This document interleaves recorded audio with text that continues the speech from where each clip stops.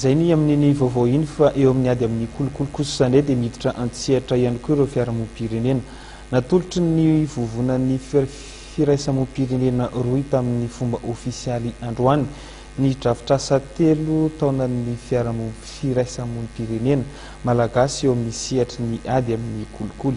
Velo Gislain sy Tsirakotorson mitatitra ny vaovao. Natolotry ny vovonan'ny firaisamonim-pirenena Rohy tamin'ny fomba ofisialy androany, ny drafitrasa telo taonan'ny firaisamonim-pirenena malagasy eo amin'ny sehatry ny ady amin'ny kolikoly. Drafitrasa izay ahitana ireo paikady entina manatsara ny kalitaon'ny tolotra, omeny ny sampanasa maromaro tafiditra ao amin'ny fanadihadina ataon'ireo fiarahamonim-pirenena mikambana ao amin'ny Rohy.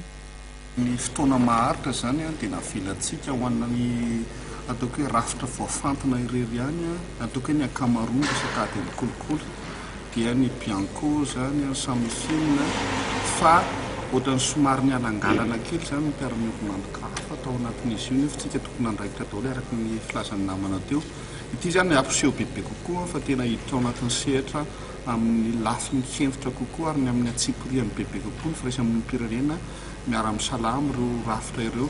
Raha ny sitrapo zany ao anatin'ny fotoana fohy dia mba ho tratrantsika ireo ataoko hoe ny toerana nisy atsika tao aloha teo amin'ny resaka ady amin'ny kolikoly zany satria taloha tsika zany efa niohatra ny telo niohatra ny raha ilay ataoko hoe ny refiny eto anivon'izao tontolo izao ny fomban'ny ady amin'ny kolikoly ny fa izao tsika 9 zany hoe taloha tsika niohatra ny 3 dia izao tsika 9 dia ny fandraisana anjara eritreretina mba hitonga n'izay ataoko hoe fiverenan'ny ady amin'ny kolikoly eo amin'ny sehatra toerana nisy azy taloha izay farafaratsiny mba miverina any mahatratran'ilay no 30 tsika zany ao anatin'ny fotoana fohy ao anatin'ny fohezaka.